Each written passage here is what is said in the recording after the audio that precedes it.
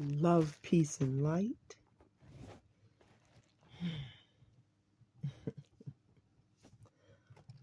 It is not quite 1 in the morning on a Tuesday morning, and I was moved to make this video. So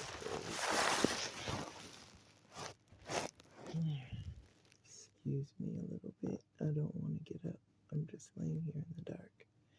Anywho, love, peace, and light, and protection. I want to talk about spa life, which simply means seeking power always. And there's many ways to seek power. It's not just talking about a monetary thing or gaining power over someone. It's gaining power in your own life. It is very, very important that we gain power in our own lives. And we do this by being responsible for ourselves, being as independent as we can possibly be. We all know that this world is upside down, turned inside out, and crossways, right? Up is down, down is up, and good is bad, and bad is good, and so on and so forth. However, the more we depend and we seek the knowledge of the Most High, or the prime source of all things, the prime creator, the one that is responsible for creating all creation, the one who seeks to understand its creation through the eyes of the created sources, meaning those that it created. It seeks to see the world through their eyes. Is this not a perfect definition of what the observer is? The observer watches everything without taking sides. It stays neutral, so it can pick up on little nuances that it may not have found before. So when you are seeking power, you are looking at yourself in an objective way. You're looking at you and you're thinking, how can I make myself better? How can I make myself stronger? How can I make myself a stronger link to the collective? So, however or whatever that may mean for you. Now, we do this by small little steps. When I first started driving, I was kind of excited about it or whatnot. And I wasn't real concerned about it because I thought it was something, it was a rite of passage. It was something that everybody did. Well, then I lost some classmates to reckless drunk driving. Then things got really real. After you lose friends, people that you were talking with and laughing with and sharing pizza at the pizza shop or going to the movies with, when they unalive themselves through a car wreck, and be it their fault or not their fault, it just makes you feel some kind of way, like, wow, like that was a young person like me. And when we're young like that, we think we'll live forever. We think like the world revolves around us. And then we find out that not so much. When that happened, I started asking, like, really seriously and for real, what are we here for? what are we supposed to be really what are we really supposed to be doing while we're here? So I was afraid to drive, maybe for the next 2 to 3 years, maybe longer. So I knew I had to, in order to really assure my independence, I had to learn how to drive. I was so daunted by driving, I was just fearful of it. I went through a period of my peers passing where I guess, looking back at it now, I guess it was depression, but I just didn't see the point of it all. I didn't see, like, if people in that were in my eyes good people that were going to help change the world. We talked about changing the world and making the world better. It made me think, if people like that can die, anybody can die. So that means it doesn't matter, you know. It made me question everything. Like, if these people can pass or be taken,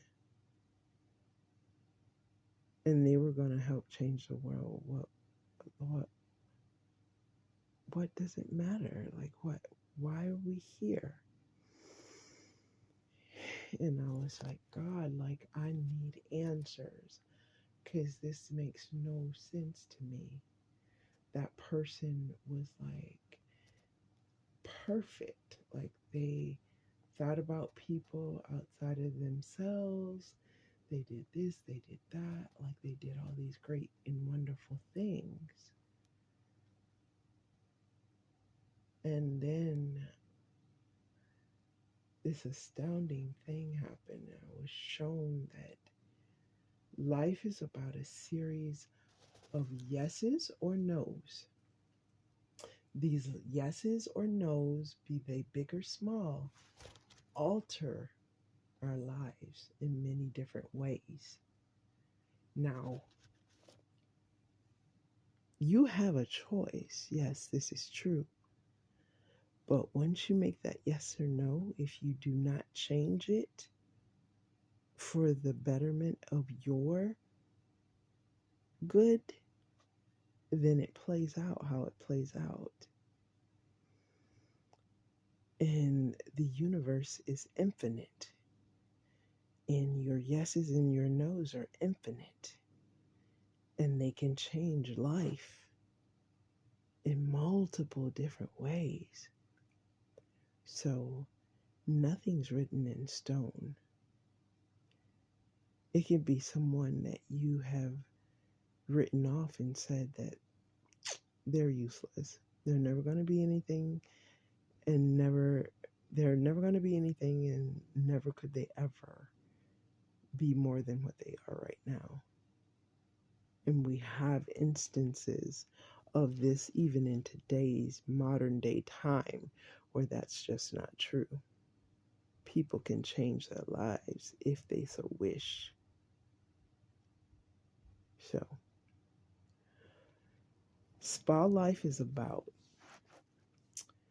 taking a real look at yourself and building upon the building blocks that you have within you. So, every time you build upon a building block being, say, for instance, my fear of driving, I forced myself every day to go driving and to accomplish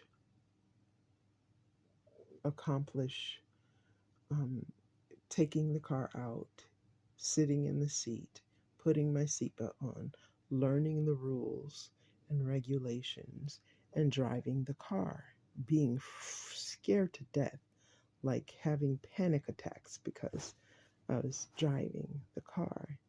So I started out on back roads or back streets, or however you want to say it, and then slowly worked my way up to city streets, and then slowly again worked my way up to um,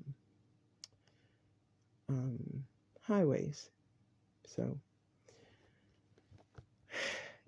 I was scared. I can't even make you understand how frightened I was of driving a car.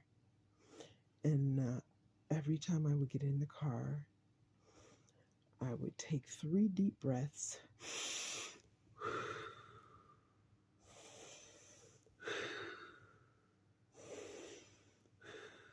And I would say to myself, Christina, this too shall pass. This too shall pass. Meaning all the fear and being frightened of driving a car and being on the highway would pass till, speed ahead to today. And I don't really think about it in that way. I say my little prayer before I get on the road to protect myself and my travels and anyone else on the road and take my travel. But how it used to scare me, I used to have panic attacks because I didn't want to drive a car. And there were so many people, my family at the time led a very protected life. It was we were guarded. We were very protected. We were just very sheltered. And when I first started trying to go out in the world, my mother was the type of mother that she wanted to protect all her children and kind of like keep them, in her brood around her. And these are things that speak to people's human traits. The human traits that we have are the human lessons that we must learn. Excuse me, those human lessons of abandonment and that need to always feel someone around you or near you. It was because of her abandonment issues that she held on so tight, my mother, to her children, and to the point it stifled us. And a lot of us were afraid to go out. And then I was more like, I want to explore. I want to get away from this small town. I don't want to be here. I want to live in the city. I want to just experience life on my own. I want to be free. I'm like a bird, want to fly away. I just wanted to be free. Okay? So I don't do well when people try to restrict me or tell me no or tell me I can't do something. I have to prove to myself at that point that it can be done and I can do it. And I ask, how can I do it? That's the only question I'll ask is, how can I do it? And how can I do it better than anyone has ever done it? I am my only competition. I don't worry about people on the outside of me. I worry about me letting myself down. So the thing is, I think what we forget, beloved, is that